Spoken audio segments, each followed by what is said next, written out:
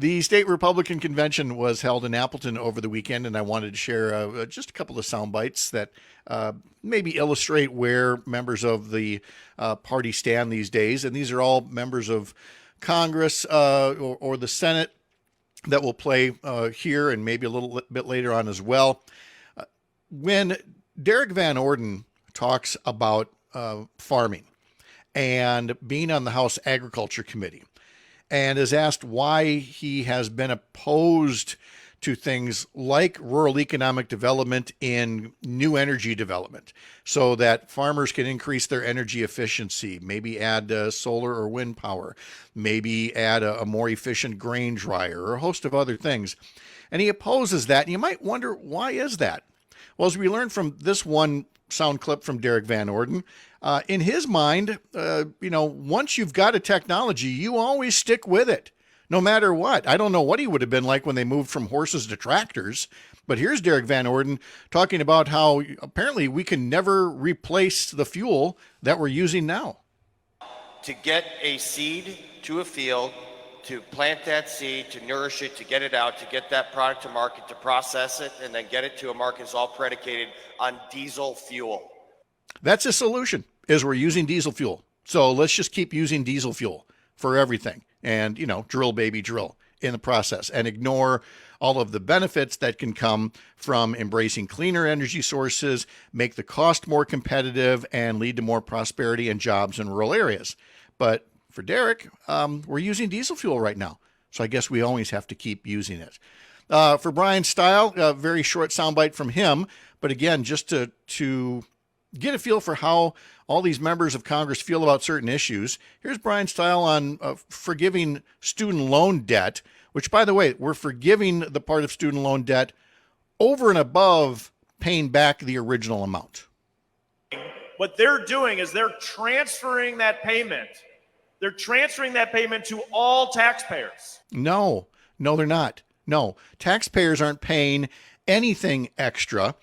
You're taking care of the interest that has built up over time and not transferring the payment. The payment goes away when you forgive the debt and allow that person who has gone to college or some other higher education and use their income from that to go back into the local economy and not necessarily into government or financial coffers.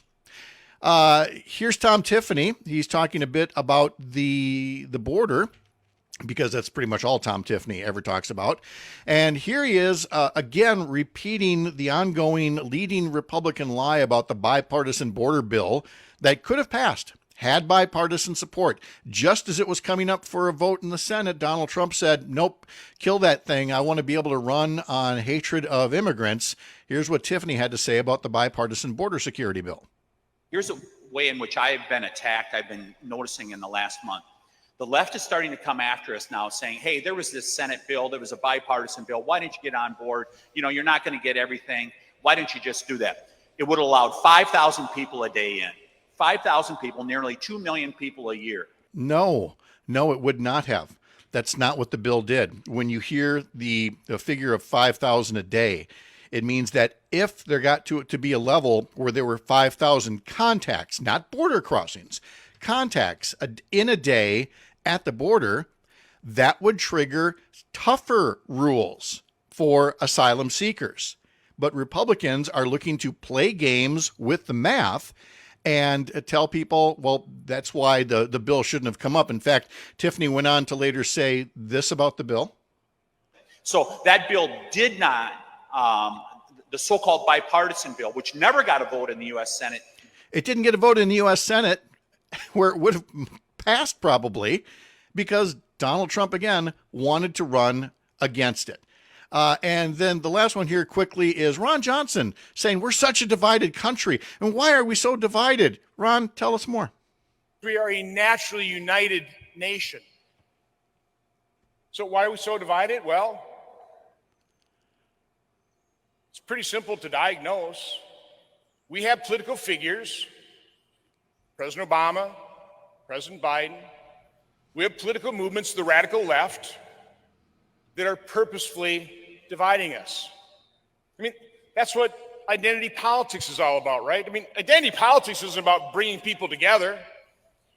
Critical race theory isn't about bringing people together, this transgender agenda.